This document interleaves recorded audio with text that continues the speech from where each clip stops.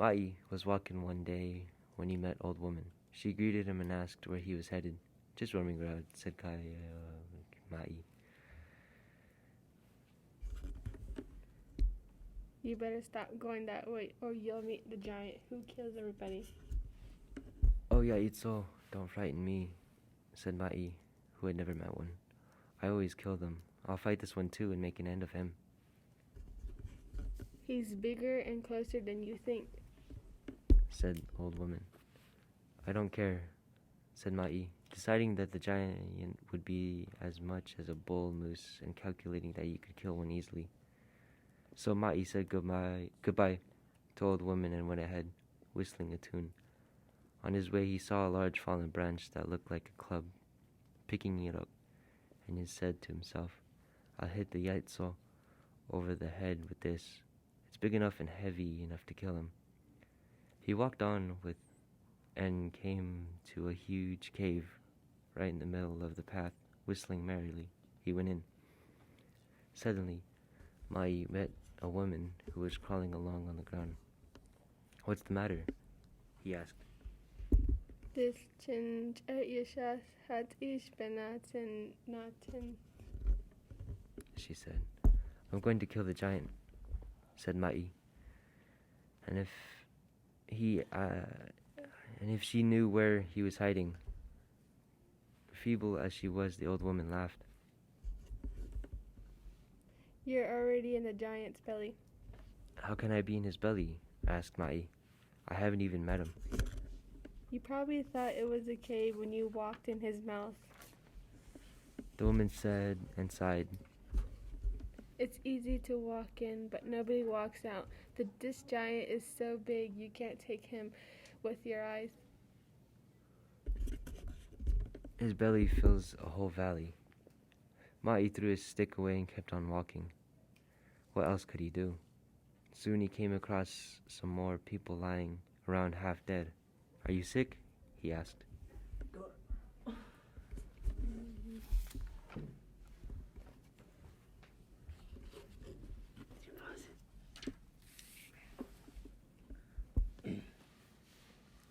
Doda. They asked. Just starving to death. We are trapped inside the giant.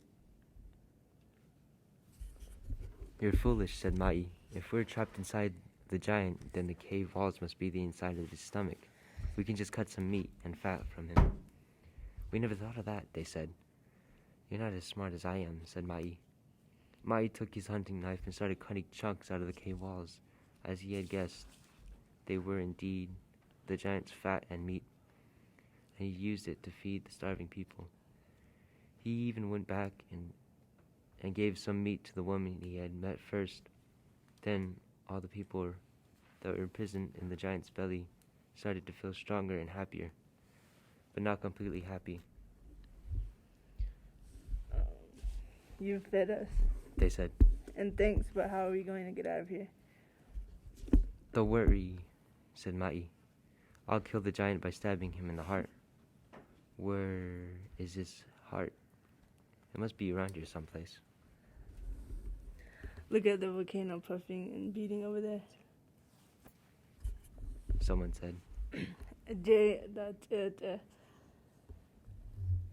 So it is, friend, said Mai, and began to cut at this zil. Then the giant spoke up. Is that you, Coyote? I've heard of you. Stop this stabbing and cutting and let me alone. You can leave through my mouth. I'll open it for you. I'll leave, but not quite yet, said Mai, hacking at his heart. He told the others to get ready. As soon as I have him in his death throes, there will be an earthquake. He opened his jaw to take one last breath and closed it forever. So be ready to run out fast. Mai cut a deep hole in the Yaitso Beje, and lava started to flow out. It was the Yaitso Bitis.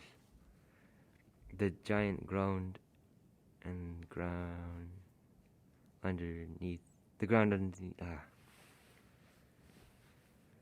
The ground under the people's feet trembled. "Quick, now!" shouted Ma'i. The yaitso opened and they all ran out. The last one was the wood tick. The yaitso's teeth were closing on him, but Coyote managed to pull out through the last moment.